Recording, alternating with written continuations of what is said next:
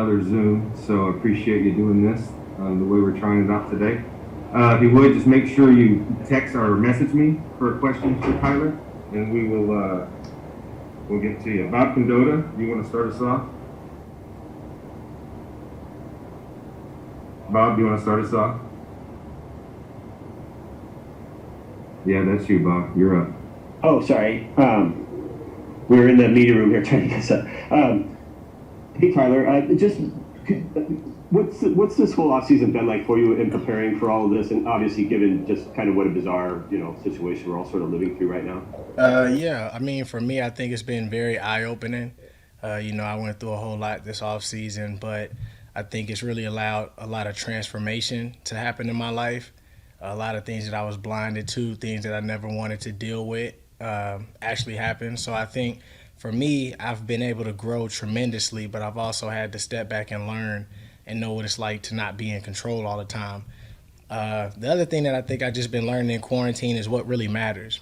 Being able to find yourself, being able for me to know my faith is what's really important, and that's what drives everything else in my life, relationships, friends, football, just everything in life. And so I think that I've been taking this time to find myself, and now that I'm in football, I'm starting to become more free than ever. I'm starting to just play my game more in a way to where my mind isn't invading my game. Like a lot of times I let my mind dictate how I play, and I'm learning how to free myself from those thoughts and being able to just play free and really see like where I could take this game, not only in my play, but also in the play of my teammates, being able to support them more than I've ever supported before, and really wanting them to win just as much as I want to see myself win. I think for me, that's the motto this year. Did you have any hesitation about playing at all this season, or? Oh yeah, I definitely had a lot of hesitation. There was things in the combine that they said, about, something that had to deal with me to where they didn't think that I'd ever be able to play football in general. And so just with everything that happened in COVID, that was one of my biggest issues, was just trying to make sure that the type of thing that they said that I was kind of born with wasn't going to affect me if I was able to go out there and play. Obviously, nobody really knows, so you got doctors who kind of give you what you need to know up front, what they think and what their biggest opinion is of it. But I think I had my chance to opt out, and I said that if I come up here, I'm going to just play. I know that we got Pete, we got a lot of older coaches. They don't want to put themselves in a situation to get sick neither. So I told myself if they could do it, then I know I could do it.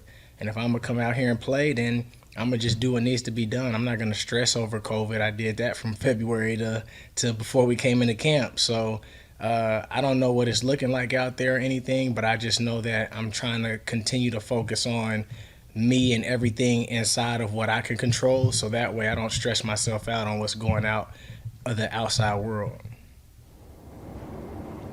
Great. Thank you, Tyler. Hey, Tyler. You talked about self-expression on the field. Is this just something that just comes like in your sixth year? It's just an evolution of what happens when you've been playing this game for a while? No, I think for me, self-expression, came when I was in college. I think that in high school and college, I expressed myself more so emotionally than ever before. I think there's times where I'm just real quiet, and that's just how I play sometimes. I could be emotionally on the field, and then off the field on the sidelines, it looks like I'm not even into the game. But that's just kind of how I am. I was told I got bad body language a lot my whole life. But I think for me now, like, I'm trying to get to a place where I could play free, where you detach yourself from the business and you really start to invest yourself on what it is that you truly wanted to do in the first place of playing this game of football and what you wanted to represent. Like, I think for me, a lot of times I let the business represent me, and I kind of let the outside affect me. One of the things that we kind of talked about was the coffee bean. Like, have you seen the coffee bean book?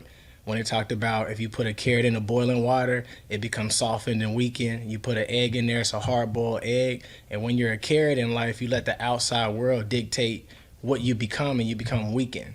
In the outside world, whenever you put an egg in there, you become hardened. You become numb to everything that's happening. But I think this year, I'm choosing to be the coffee bean to where it doesn't matter the outside circumstances on what's going on. I'm going to transform it on the inside to where the boiling water, that's trials and tribulations and all that, you put the coffee bean in there, which is me, and I turn it into coffee. And so I'm learning how to be a transformer that changes everything around me rather than to allow the outside world change me on the inside. And just one more in terms of the receivers. It's early, but what have you kind of gathered or anything in terms of you guys as a receiving core? You added a couple of new pieces there. Yeah, I mean, I think we're going to be really, really good. I think that when it comes to speed, I think that we have everything that we need. A lot of guys can go out there and run, and I think it's just going to open up things a lot. Like especially for me, a lot of teams were used to seeing me do certain things, and they can't really focus on that a lot anymore because now you got a lot of new guys who could be able to do those same things. And so now it's kind of like we can be able to throw it to any and everybody because everybody understands the offense a lot more. We're starting to move people around a lot more. Like, so you'll never know where people are going to line up at. And I think that's where our dangerous weapons are going to be able to succeed. You don't know who we're going to run the ball with. You don't know who we're going to throw the ball to. We added so many additions. And the thing about it is the people that we added on our team are also selfless. And that's what you have to be able to have in a team is selfless people that want each other to succeed. And I think as we're continuing to build, though it's been like, this is the first day we get to go against the defense in real practice. I think that we've made tremendous jumps because on the Zoom calls, everybody's starting to understand the mental assignments. And so now when we come out here, it's just going out there and play. Obviously, there's going to be some things that we got to be able to work out with lining up, doing certain things with DBs guarding you. But for the most part, we already got the hard part figured out. Now it's just trying to get back into our game and do what needs to be done so we can be able to play in about 4 weeks. Mark? Hi, Tyler. You're a team leader now, 6th year. What do you tell younger guys about these new restrictions on behavior for COVID? Maybe a guy wants to sneak a woman into a hotel or something like that. How do you convey the seriousness when you're one-on-one with these guys to not screw up? Well, I think the first thing is you got to know what you came here to do. When you come into the professional football league, you got to be a professional. And so you have to know that there's a time for everything. And unfortunately, because we're in this COVID time, you can't put yourself in situations that normally you might have put yourself into had there not been a lot of restrictions with this COVID type of world that we're living in. But you also have to understand that, there's a protocol for every team that wants to make sure that we're going to keep any and everybody safe. And also, you got to be able to know and understand that everybody views these COVID, this COVIDness different. Some people take it serious. They have kids. They have a family. They have family members that have high blood pressure. Like, you have to understand that we're all in this together. And I think that's the biggest thing that a lot of people are starting to realize and understand. We're trying to understand and learn when we do bring our girlfriends or our wives to come stay with us. We're trying to figure out what's a good game plan to make sure we keep everybody safe. Should they get tested before they come, and then once they arrive and then we don't see them to the next day? We're trying to figure out all these different protocols that could be able to help us so that none of us feel like we're the reason that we get somebody sick or we're the reason that a certain family member dies in another person's family. So a lot of younger guys are starting to understand.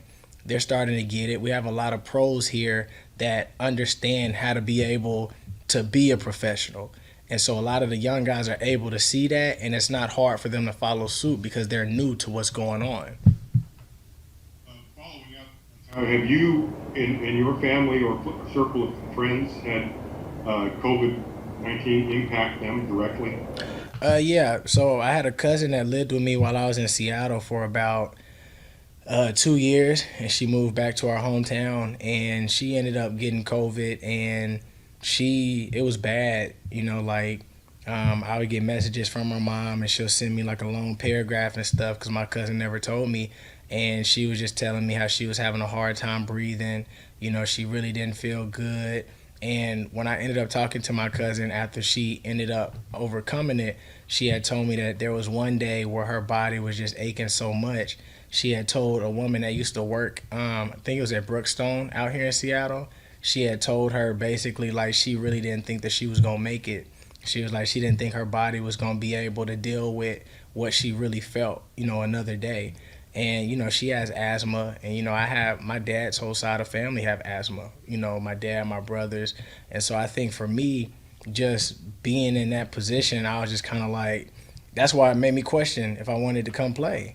Like I have a lot of stuff in my family to where I don't want to put anybody in jeopardy.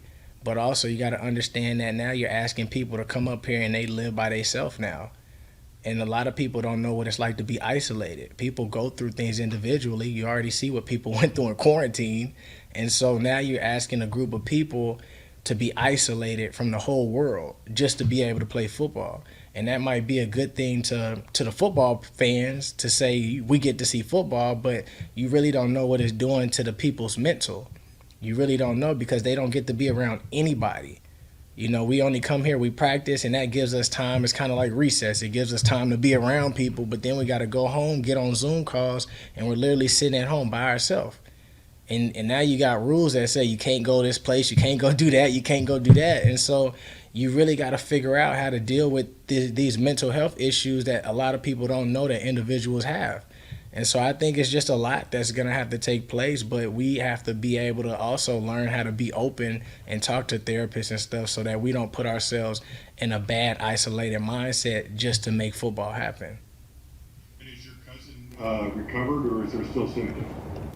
No, from what I know, she's recovered. She probably got sick like mid-April. And I think it might have, I can't say how many days it took, but I think it took, somewhere between 1 to 2 weeks for her to get really good. It was somewhere between that. I just don't know. I can't tell you how many days it took. Thanks. Hey, Nathan. Hey Tyler, so you're going to like your sixth season here, but I'm still seeing on social media that people saying, "Oh, you're still one of the more underrated receivers in the league." What's your take on that? And do you still play with like a chip on your shoulder, like going into the season? What's your reaction? Nah, I kind of gave up on that. It's kind of pointless to worry about what people view me as a receiver. I think that when you have people that are just let's just say people who watch the game, they're going to have a different opinion than the people who actually play. So you got players who literally know how good another player is, and then you have people who watch the game who think they know how good a player is, but they really don't know. They base it off of stats. They base it off of how many catches he has, and they don't really understand what goes into the whole entire element of the game. They don't look at the route running. They don't look at all these other things that make a player a player. They say, okay, Tyler's, an underrated receiver. Well, I never viewed myself as a receiver. I view myself as an all-around player. You want me on the inside? Okay. You want me on the outside? Okay. You want me to do kick return? Okay. You want me to do punt return? Okay. I'm a player that has so much value. And so it doesn't matter if I went down at receiver. If I go back to the 2 or the 3, okay, I get to go back to doing both returns. And so it doesn't, so to me, I'm not a one player type of person. You can't put me in a position. And so for me, I just gave up on everything that everybody else says because everybody has their own mindset of how they view a receiver. Oh, I view a receiver that got great hands. Okay, well, these are the top receivers. Oh, I got a receiver who's fast and who can run great routes. Okay, these are the best receivers. But at the end of the day, for me, it's about what can I do to become the best me and make it the greatest impact to my teammates. And sometimes being the best receiver ain't about being the best receiver on the field. It's about being able to make the other receivers around you better as well. That determines how great a receiver really is. Like, life isn't about individual stats and all that, but in the league, it's about I got to get mine so I could get paid. But to me, what goes into really being a great receiver is making everybody else around you better. And that's why I respect, Richard Sherman a lot, because no matter who he's around or who he plays with, he's going to make sure everybody around him is just as good as him. And that's what's going to make the team great. And so you start realizing that as you start to get older and grow up, is that the team will never go far unless everybody gives their knowledge and wisdom to one another. And that's when you start to build something that becomes more of a tribe rather than more than an individual type of aspect of the game. Thank you. Joe fan. Tyler, kind of along those same lines, what do you think maybe is the ceiling for you and DK? I don't know if you guys have those conversations, but I mean, do you guys view yourselves as maybe one of the better duos in the NFL? Yeah, I think it's gonna be something that's very special. Obviously, I don't know what it's gonna look like, but I just know that it's gonna be very special because when you have people who are unselfish, and when you have people who really want the best for one another, like I said, like I'm going into it with the motto of like I want you to win just as much as I want to win. And when you really do that, you'll start to see just how much another person's success opens the door for you. And I think it's really about how you see things and how you view things. And I think that it's hard for teams to go into it with the mindset of who should we stop, who should we guard, what kind of game plan should we have. Because if we're a team that knows how to adapt, you never know whose type of games it's going to be. But because we see in the game whose type of game it might start to be as we adapt in the game, you start to realize that you have a person behind you that supports you, that cheers for you, that'll help you figure out how to get open and how to run this route. And one person feeds off another person's energy. And that's when you start realizing like we're building each other up to get to the top instead of trying to tear one other person down so we could get to the top. And so I think that with us, we're going to be building something that's going to be like very special to where it's not only going to be shared with us, but the rest of the receivers. And hopefully it starts to go around to everybody else on the team. But I think that's what's going to make this year special is because we're going to see what it's going to be like actually continuing to build each other up just from last year to this year. And you see that from him? I mean, that sounds something that's a rare mindset from a young player who's probably trying to make his mark on the league. I mean, that's a special mindset that I don't know how quickly you were able to adopt it, but are you saying you see that from him as well? Yeah, I mean, you start to realize that when you see how special somebody can be just by the way they carry themselves and the way they really put in the time and effort and the mindset that they have to be great and to be better than they did last year. I think the biggest thing is just making sure that you have people in your corner that want to support you and see you win. You know, in the league, it's real hard because sometimes it's about I got to make the team. You can't get as many balls as I could get. If you do, you take food on the plate from my family. I need to get this. And you start to realize it becomes an I type of mindset. But when you really have a group of people who really want to support each other, to really achieve what they want to be able to achieve, you start to rejoice in their victories. And you start to weep in their losses. And it starts to become an ongoing thing to where you realize that we're really all in this together and there's enough food to go around on the table. It's not just this person's going to get fed every single game. There's enough to go around the whole entire season. And so for me, it's like you start realizing that if I can be able to show that support, it might start with me, around the whole team. If I could start that off, then people can look at me and say, wow, like, well, I viewed him as this type of person, but if he gonna support me and he wants me to win, then who am I to act selfish?